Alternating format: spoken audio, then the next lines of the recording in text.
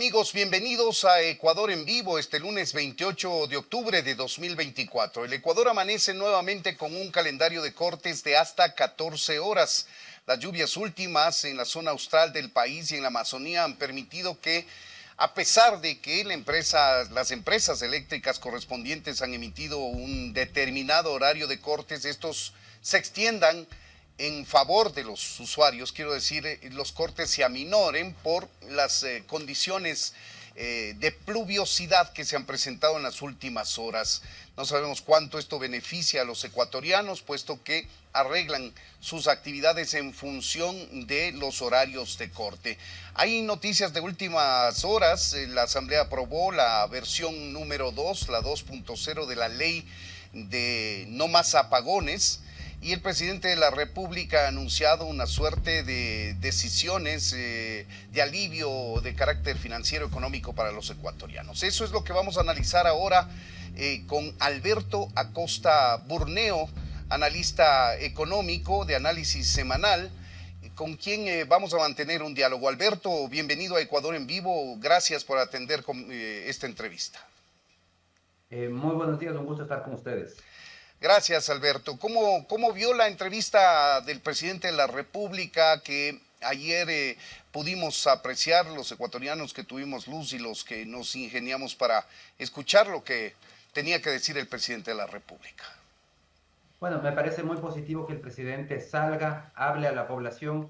Yo creo que hay una tendencia equivocada de que solamente salga a decir buenas noticias. No, el presidente tiene que estar en todas, en las buenas y en las malas. Y en medio de una crisis como la que estamos viviendo ahora, una crisis eléctrica profunda, se necesita de ese estadista, de una persona, un líder que guíe a la población, que dé tranquilidad a la población. Entonces me parece que es positivo que ya haya salido y que comience a hablar directamente a la población y no a través de sus ministros. Claro, ha salido el presidente en ocasiones anteriores con alocuciones muy cortas y que lamentablemente lo que ha dicho no se ha cumplido. Me refiero, por ejemplo, a la reducción paulatina de los cortes, que fue totalmente a la inversa y que en la entrevista de anoche dijo que se debía a su optimismo en función de las previsiones de lluvias en el país. No se cumplió y entonces nos quedamos sin energía eléctrica. Saludo también el hecho de que el presidente haya aceptado una entrevista y haya hablado en extenso al menos. Aparte está lo que él ha dicho y eso es lo que precisamente quisiéramos analizar con usted, Alberto. Le hemos seguido de cerca el análisis semanal que produce usted y la firma a la que pertenece. Y lo que viene diciendo usted, lo que viene diciendo Walter Spurrier es que hay que buscar la manera de que esta crisis eléctrica no se convierta en una crisis económica. Con los anuncios del presidente, ¿hacia dónde estamos caminando, Alberto? Bueno, nuevamente desde el lado político, el presidente genera expectativas y lo lamentable es que esas expectativas no están en su poder cumplir. Ya sucedió con el anuncio de reducción de apagones, que iban a reducir gradualmente. Y no se cumplieron porque no estaba en su poder cumplirlas. Dependía de infinidad de factores externos. Lo mismo sucede con el anuncio que hizo de que probablemente para diciembre ya no existan apagones. Ojalá que sea así, sería una excelente noticia. Pero nuevamente depende de una cantidad de factores, incluyendo el clima, la velocidad en la que lleguen las nuevas fuentes de generación que se han contratado, etc. Entonces, yo creo que el presidente sí tiene que cuidarse un poco más de generar expectativas, porque esas expectativas es lo que la población va a utilizar para medir su gestión. Lamentablemente ya la población está segura de que el presidente ofreció que para diciembre muy probablemente alta probabilidad de que ya no habrá apagones. Si eso no sucede, eso va a ir en desmedro de su imagen y de su popularidad. Entonces sí yo creo que el presidente tiene que ser mucho más cuidadoso con esas expectativas que genera y entender que estamos frente a decirle a la ciudadanía la verdad. No hay que tratarles a los ciudadanos como niños, no hay que mentirles, hay que decir la verdad. Es una crisis importante, profunda. Hay infinidad de factores y requiere de soluciones que no todas son inmediatas. Muchas de ellas, y de hecho las más importantes, no se mencionaron. Por eso a mí me preocupa más que lo que se dijo, me preocupa lo que no se dijo. El presidente no dio ninguna cabida para una reforma estructural en el sector eléctrico. Necesitamos, el tema de fondo es que tenemos un esquema estatista en donde en 2008 se estatizó a la electricidad, el decreto constituyente número 15 creó un mercado, acabó con el mercado mayorista de electricidad en el Ecuador y lo transformó en un esquema estatal, donde el único comprador y vendedor es del Estado y solo por excepción se tolera la inversión privada. El resultado lo estamos pagando ahora. Cuando el Estado se queda sin plata, no hay cómo invertir y todo el sistema colapsa. A su juicio, perdón que le interrumpa, Alberto, a su juicio entonces no es suficiente lo que acaba de aprobar la Asamblea Nacional, extender la posibilidad de una inversión privada hasta 100 megavatios. Es una reforma cosmética, insuficiente, porque no corrige el problema de fondo. El problema de fondo es que no existe un mercado eléctrico mayorista y que los precios los fija el Estado arbitrariamente, a su antojo. Eso no atrae a las inversiones. Entonces, si realmente queremos abrir la puerta a la inversión privada, lo primero que tenemos que hacer es crear un mercado eléctrico mayorista, como existía en el Ecuador en el pasado, pero que nunca se le llegó a implementar adecuadamente. Pero podemos copiar, para poder aprender cómo hacerlo, podemos copiar de Perú, de Chile, de Colombia. Todos esos países tienen mercados eléctricos mayoristas. Con un mercado eléctrico mayorista, el precio se determina por oferta y por demanda, no lo determina el Estado. Y eso genera los incentivos económicos de fondo para invertir. Lamentablemente, con esta reforma cosmética de la ley No Más Apagones 2, de aquí a un año estaremos discutiendo y precisamente los opositores al gobierno, si es que todavía sigue siendo gobierno, le dirán, miren, yo le aprobé todas sus leyes, ¿dónde están sus inversionistas? ¿Por qué no han llegado? Pero es que no van a llegar porque no se está tomando correctivos estructurales. Nos quedamos en lo cosmético, en eliminar una restricción, una traba, cuando hay un tema mucho más de fondo y es la ausencia de un mercado mayorista y de precios que se fijen libremente por oferta y por demanda. Claro, pero el momento en que exista un mercado mayorista, como usted dice, que sería un beneficio para el país y para la inversión fundamentalmente, esto ataría necesariamente los precios de la energía eléctrica a los costos de producción. Y en este caso específico, que estamos atravesando un estiaje, que no hemos mantenido el parque termoeléctrico del país y que estamos con un déficit enorme de energía, en buen romance las tarifas eléctricas deberían subir. A ver, aquí hay que aclarar, en un mercado mayorista, ¿a quién va el mercado mayorista? Tenemos que crear un mercado mayorista en donde cualquier oferente, cualquier generador pueda vender su producción. Privado, público, mixto, todos puedan vender su producción al precio de mercado. ¿Y quién compra en el mercado mayorista? El sector industrial, el sector comercial y las distribuidoras. Los hogares no van al mercado mayorista. Los hogares compran cantidades pequeñas de electricidad. Entonces, en el mercado mayorista hay precios que fluctúan día a día, minuto a minuto, en función de las condiciones del mercado. Esto incentiva que haya inversión para poder atender la necesidad energética del país. Por otro lado, en esta reforma se tiene que mantener un esquema de tarifas reguladas para el sector residencial. Esto significa mantener un subsidio, pero hay que sincerar ese subsidio. Y cuando digo sincerar, ¿qué significa? Significa que el subsidio tiene que estar registrado en el presupuesto general del Estado. No puede cargarse, como en la actualidad, a las empresas distribuidoras. En la actualidad son las empresas distribuidoras quienes asumen el subsidio, quienes se descapitalizan porque compran electricidad cara, se las obliga a vender barato y no pagan por la electricidad que compran en su totalidad porque no les alcanza con la venta. Entonces, eso es uno de los problemas de descapitalización de todo el esquema. Sincerar subsidio significa que el presupuesto general del Estado asume el subsidio, es una decisión política mantener ese subsidio porque puede mantenerse sin ningún problema, pero corrigiendo el esquema. Con un mercado mayorista tendremos un incentivo para que haya más inversión, ya no solo el Estado del que tiene que invertir también el sector privado, el sector mixto, empresas nacionales, extranjeras, es decir, abrir la puerta realmente para la inversión. Y de esa manera podremos ver cómo solucionaremos de manera definitiva los apagones. Entonces, según su perspectiva, está bien lo que ha decidido el presidente de la República, eliminar el subsidio de la energía que consumen las empresas mineras. Le invito a recordar lo que dijo anoche en la entrevista que ofreció el presidente Daniel Noboa sobre el tema. Bueno, lo que... Le quitó el subsidio a las mineras. Sí, están bravísimos. Yo estoy contento. Están bravísimos. Claro, y con Inés están histéricos. ¿Cómo le voy a decir que ha hecho mal? Se ha hecho bien. Están histéricos con Inés también. Sigo pensando que la capacidad de reacción pudo haber sido más rápida y pienso que fue tardía. Ahí tiene usted, hay un acuerdo entre el Estado y las empresas mineras con un precio establecido del kilovatio hora que ellas consumen, pero frente a la crisis dijo no, a los domésticos, a los comercios, en fin, a todos los ecuatorianos les vamos a mantener el subsidio, pero a las mineras les vamos a quitar. ¿Esto no atenta a la seguridad jurídica? Mire, esto de aquí es una arbitrariedad y hay un error técnico. Se quiere comparar la tarifa final como que fuesen tarifas equivalentes.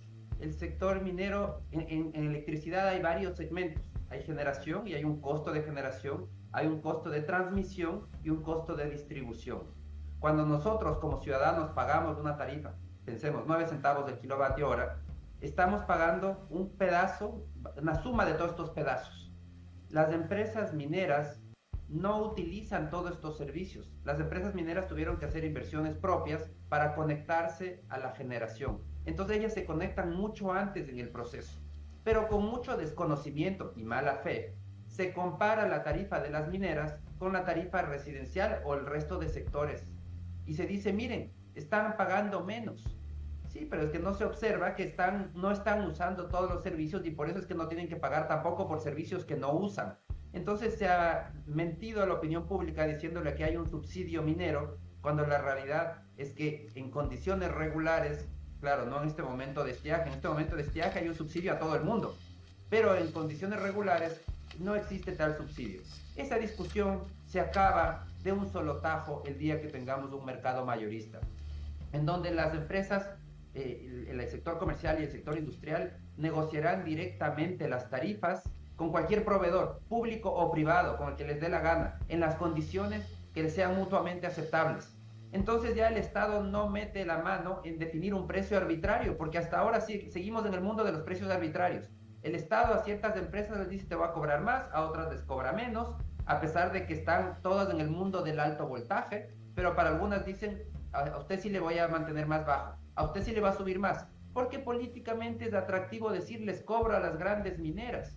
Pero estamos lejos de la técnica. Claro. Esto es el problema cuando tenemos un Estado intervencionista, que define precios, que no deja funcionar al mercado. Eso es lo que hay que corregir, es el tema de fondo que tiene que ser corregido. Alberto, y políticamente también es conveniente hablar del regalo de un consumo eléctrico de hasta 180 kilovatios hora para todos los consumidores del país, algo que lo ha ratificado el presidente Noboa en la entrevista que ofreció anoche, y por 4 meses. Noviembre, diciembre, enero y febrero. Al menos eso es lo que hasta el momento no se ha movido.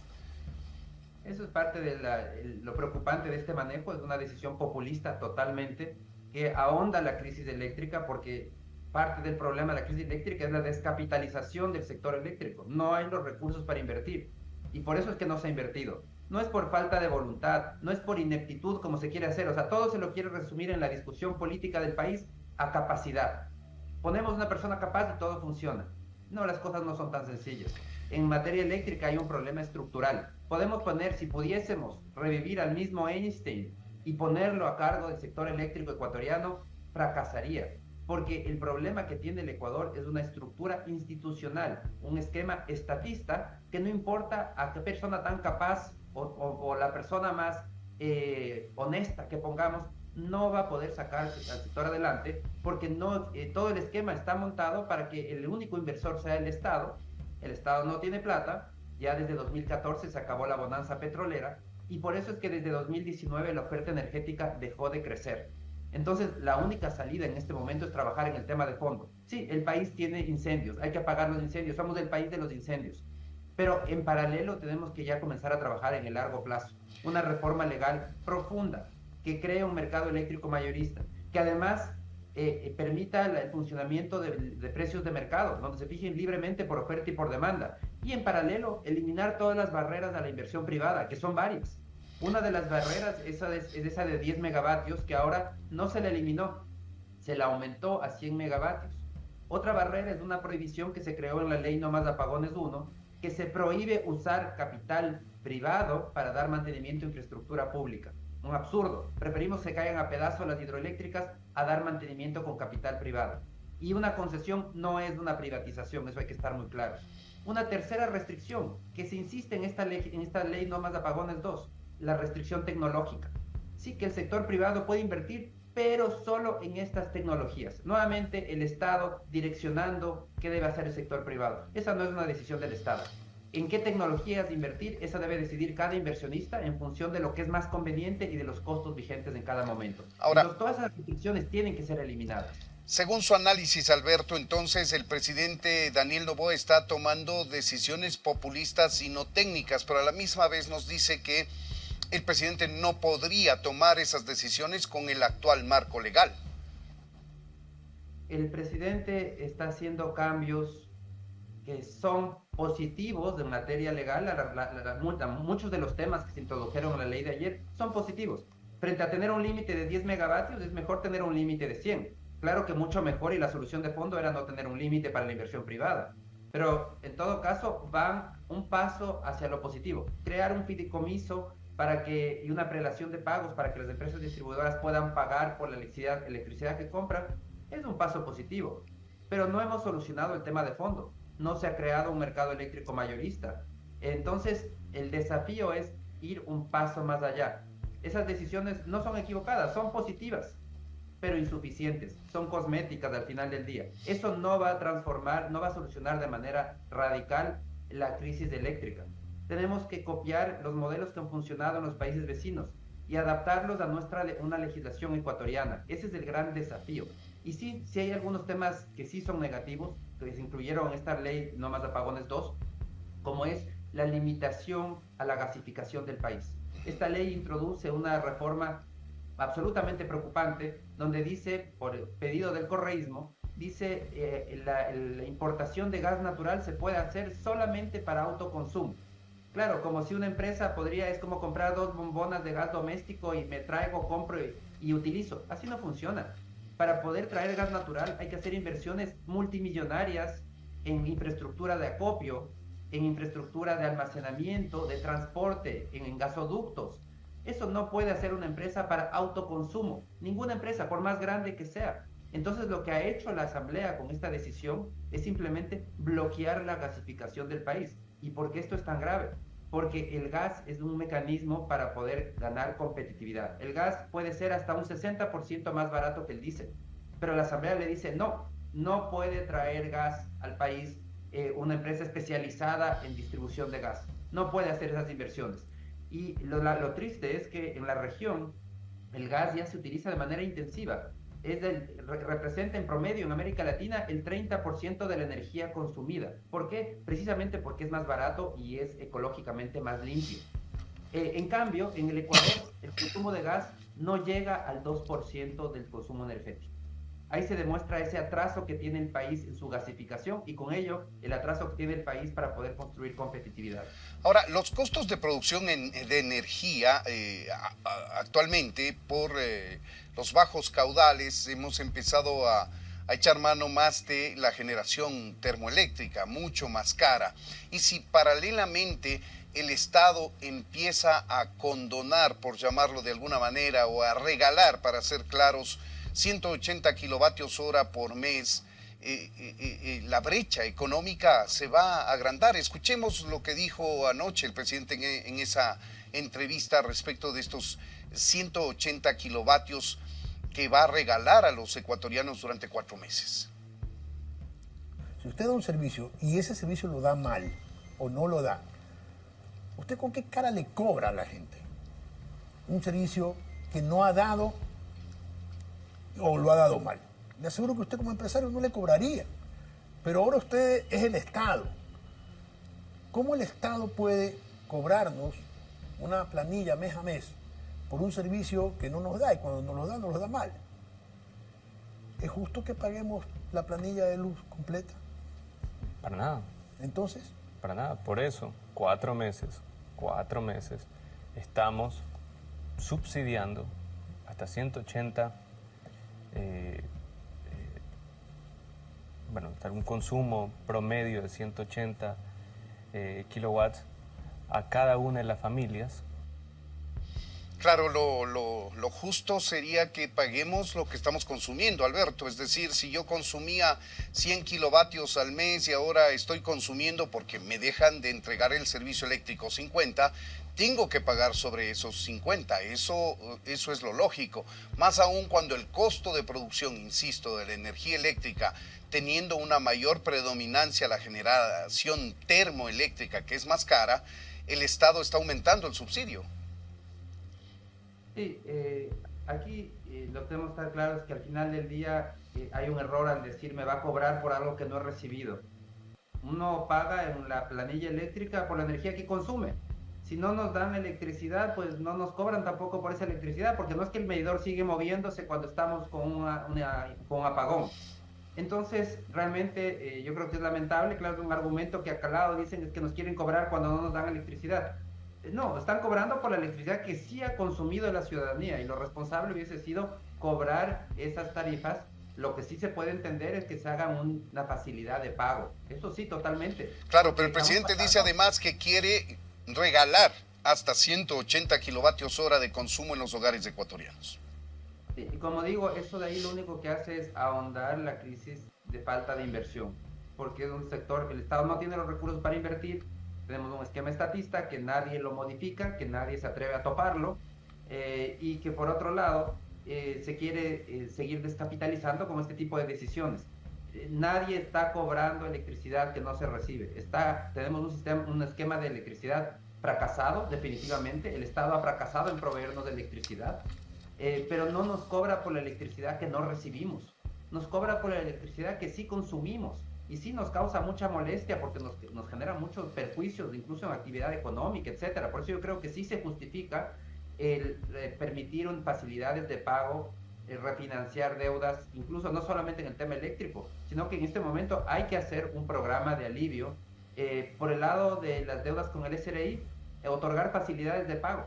No significa condonar ninguna deuda, significa permitir diferir sin intereses, por ejemplo, en 3 meses con el SRI, con el IES, generar facilidades para poder pagar. Y por el lado laboral, ser más flexibles también en los horarios, permitir una mejor reajuste de horarios sin recargos para poder adaptarnos a esta dificultad de tener una provisión eléctrica insuficiente. Pero lo que hay que estar muy claros es que al final del día esos son alivios y alivios que hay que hacer, pero otra cosa muy distinta es comenzar a regalar electricidad o a condonar deudas, lo cual ahonda más el problema, porque el problema está ahondado por falta de recursos. Estamos entrando al tema económico, macroeconómico, Alberto, y el presidente también admitió que ha bajado el consumo nacional, pero a la misma vez dice que ha crecido las exportaciones en un 13%.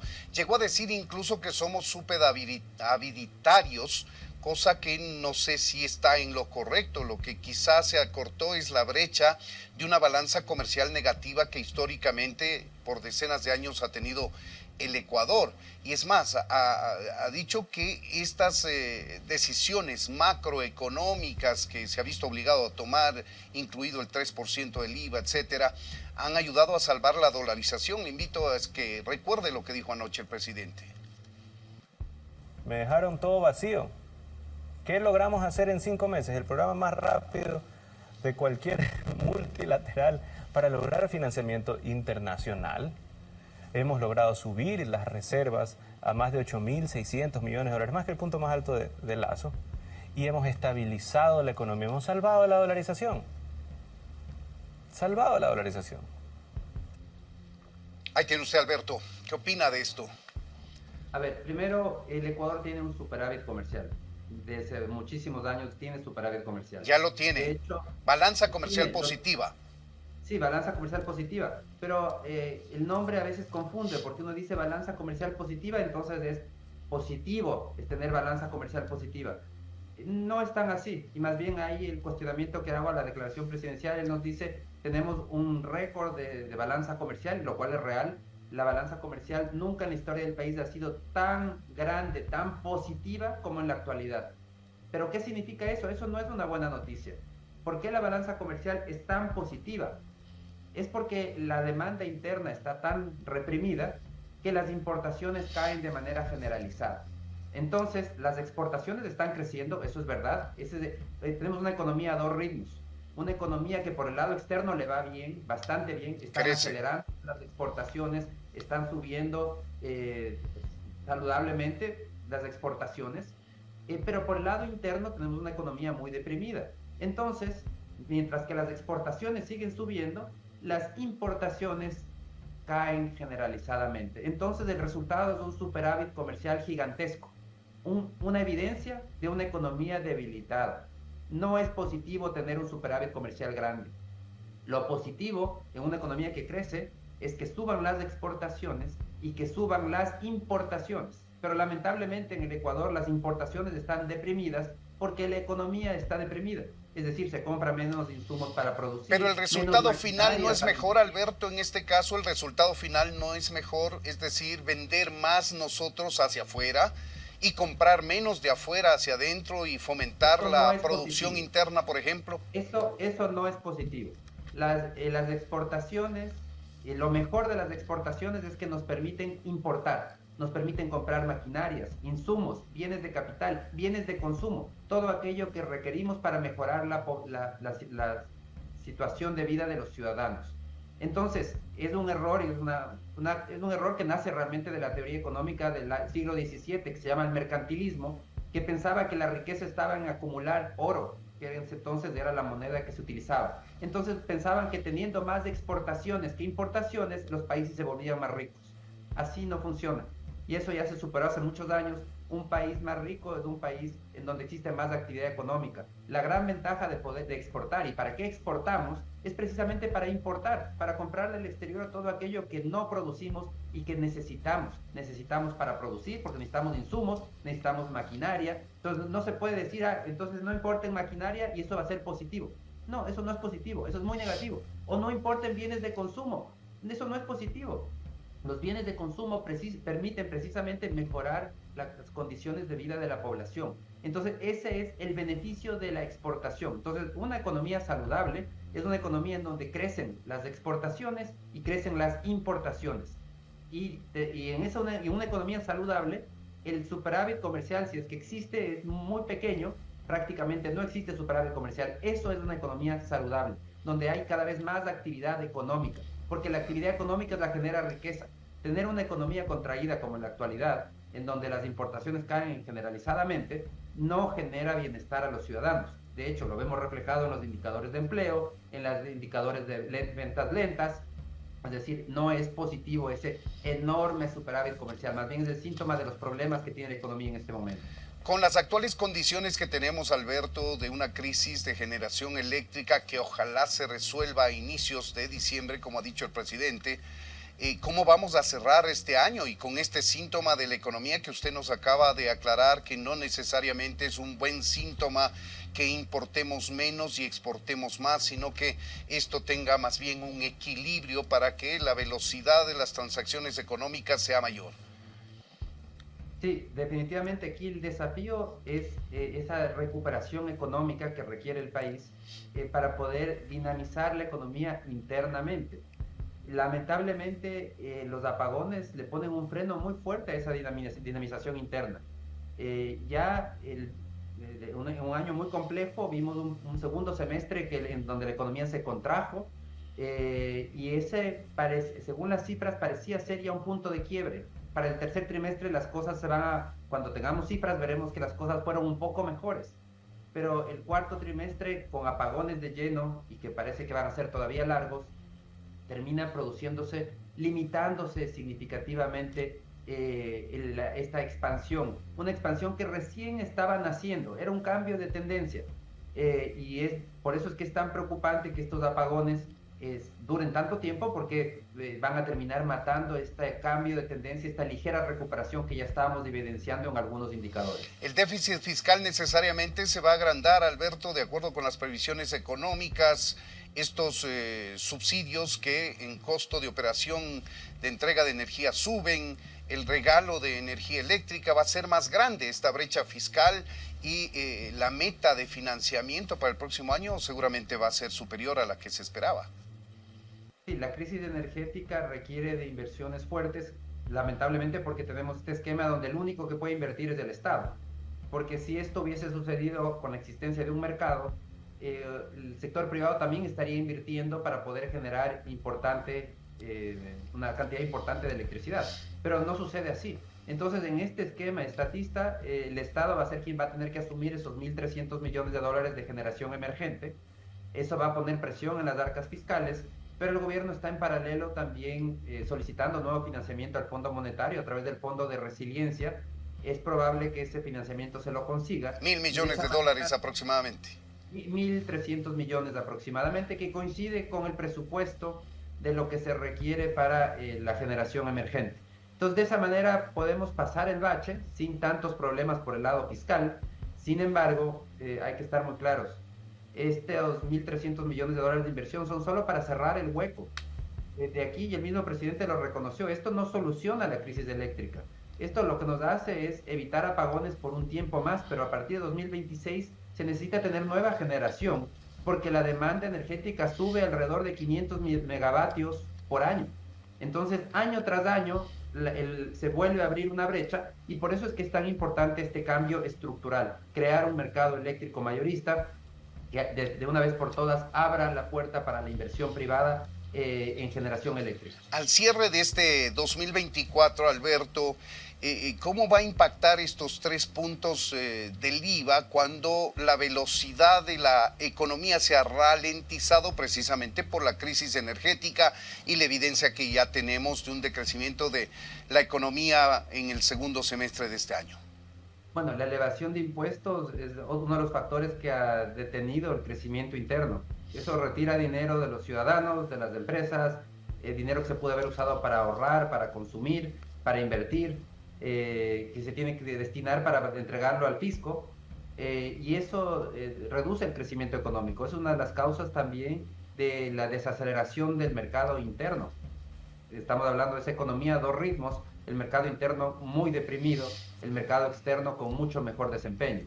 Entonces, el ajuste fiscal sigue siendo costoso, y lo lamentable es que se insiste en una estrategia de ajuste fiscal por el lado de los impuestos, de los ingresos, pero no se exige ni se realiza ningún ajuste por el lado del gasto.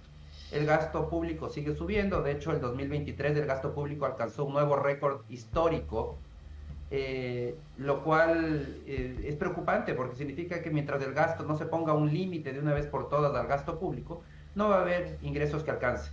Nuevamente, año tras año, solicitarán nuevas reformas tributarias para seguir pasándole la cuenta a los ciudadanos, con todo el costo que esto significa para el crecimiento económico, para la generación de empleo. Pues bien, ahí tienen ustedes, amigos, el análisis económico de Alberto Acosta Burneo, con énfasis en el análisis de lo que anoche el presidente Daniel Noboa en una entrevista dio a conocer. Saludamos también el pronunciamiento del presidente, era hora de que lo asuma en extenso, al menos en tiempo, de explicaciones al país, aunque no necesariamente estas hayan convencido a todos los ecuatorianos. Ya vemos aquí los puntos que precisa Alberto Acosta desde el análisis económico, pero también energético, con énfasis en el tema estructural y legal que todavía no alcanza las dimensiones necesarias como para que pueda despegar el sector energético de nuestro país. Alberto Acosta Burneo, muchas gracias por habernos atendido. Muchísimas gracias, siempre es un gusto. También para nosotros.